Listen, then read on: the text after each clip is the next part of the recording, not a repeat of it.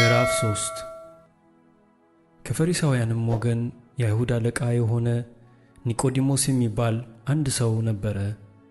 እርሱም በሌሊት ወደ ኢየሱስ መጥቶ መምህር ሆይ፣ እግዚአብሔር ከእርሱ ጋር ከሆነ በቀር አንተ የምታደርጋቸውን እነዚህ ምልክቶች ሊያደርግ የሚችል የለምና መምህር ሆነ ከእግዚአብሔር ዘንድ እንደመጣህ እናውቃለን አለው። ኢየሱስም መልሶ እውነት እውነት እልሃለሁ፣ ሰው ዳግመኛ ካልተወለደ በቀር የእግዚአብሔርን መንግሥት ሊያይ አይችልም አለው። ኒቆዲሞስም ሰው ከሸመገለ በኋላ እንዴት ሊወለድ ይችላል? ሁለተኛ ወደ እናቱ ማኅፀን ገብቶ ሊወለድ ዘንድ ይችላልን? አለው። ኢየሱስም መለሰ እንዲህ ሲል እውነት እውነት እልሃለሁ፣ ሰው ከውሃና ከመንፈስ ካልተወለደ በቀር ወደ እግዚአብሔር መንግሥት ሊገባ አይችልም። ከሥጋ የተወለደ ሥጋ ነው፣ ከመንፈስም የተወለደ መንፈስ ነው። ዳግመኛ ልትወለዱ ያስፈልጋችኋል ስላልሁ አታድንቅ። ነፋስ ወደሚወደው ይነፍሳል፣ ድምፁንም ትሰማለህ፣ ነገር ግን ከወዴት እንደመጣ ወዴትም እንዲሄድ አታውቅም። ከመንፈስ የተወለደ እንዲሁ ነው። ኒቆዲሞስ መልሶ ይህ እንዴት ሊሆን ይችላል? አለው። ኢየሱስም መልሶ እንዲህ አለው፣ አንተ የእስራኤል መምህር ስትሆን ይህን አታውቅምን? እውነት እውነት እልሃለሁ፣ የምናውቀውን እንናገራለን፣ ያየነውንም እንመሰክራለን፣ ምስክራችንንም አትቀበሉትም። ስለ ምድራዊ ነገር በነገርኋችሁ ጊዜ ካላመናችሁ ስለ ሰማያዊ ነገር በነግራችሁ እንዴት ታምናላችሁ? ከሰማይ ከወረደው በቀር ወደ ሰማይ የወጣ ማንም የለም፣ እርሱም ከሰማይ የሚኖረው የሰው ልጅ ነው። ሙሴም በምድረ በዳ እባብን እንደሰቀለ እንዲሁ በእርሱ የሚያምን ሁሉ የዘላለም ሕይወት እንዲኖረው እንጂ እንዳይጠፋ የሰው ልጅ ይሰቀል ይገባዋል። በእርሱ የሚያምን ሁሉ የዘላለም ሕይወት እንዲኖረው እንጂ እንዳይጠፋ እግዚአብሔር አንድያ ልጁን እስኪሰጥ ድረስ ዓለሙን እንዲሁ ወዶአልና። ዓለም በልጁ እንዲድን ነው እንጂ በዓለም እንዲፈርድ እግዚአብሔር ወደ ዓለም አላከውምና። በእርሱ በሚያምን አይፈረድበትም።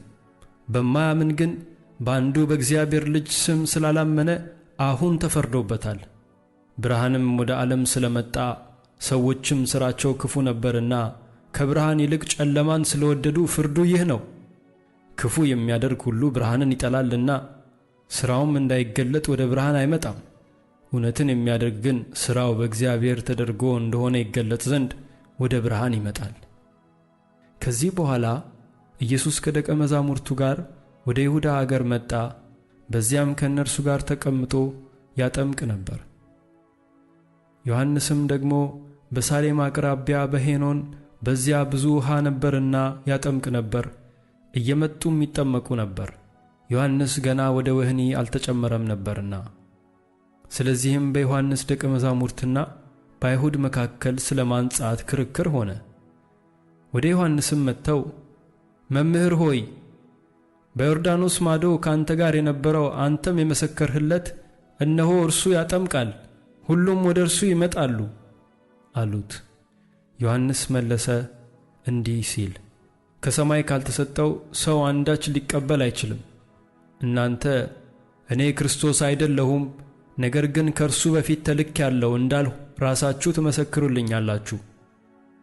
ሙሽራይቱ ያለችው እርሱ ሙሽራ ነው፣ ቆሞ የሚሰማው ሚዜው ግን በሙሽራው ድምፅ እጅግ ደስ ይለዋል።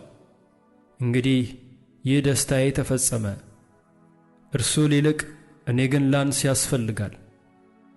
ከላይ የሚመጣው ከሁሉ በላይ ነው፣ ከምድር የሚሆነው የምድር ነው፣ የምድሩንም ይናገራል። ከሰማይ የሚመጣው ከሁሉ በላይ ነው፣ ያየውንና የሰማውንም ይህን ይመሰክራል፣ ምስክሩንም የሚቀበለው የለም። ምስክሩን የተቀበለ እግዚአብሔር እውነተኛ እንደሆነ አተመ። እግዚአብሔር የላከው የእግዚአብሔርን ቃል ይናገራልና እግዚአብሔር መንፈሱን ሰፍሮ አይሰጥምና።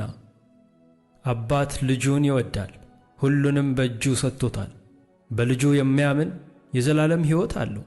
በልጁ የማያምን ግን የእግዚአብሔር ቁጣ በእርሱ ላይ ይኖራል እንጂ ሕይወትን አያይም።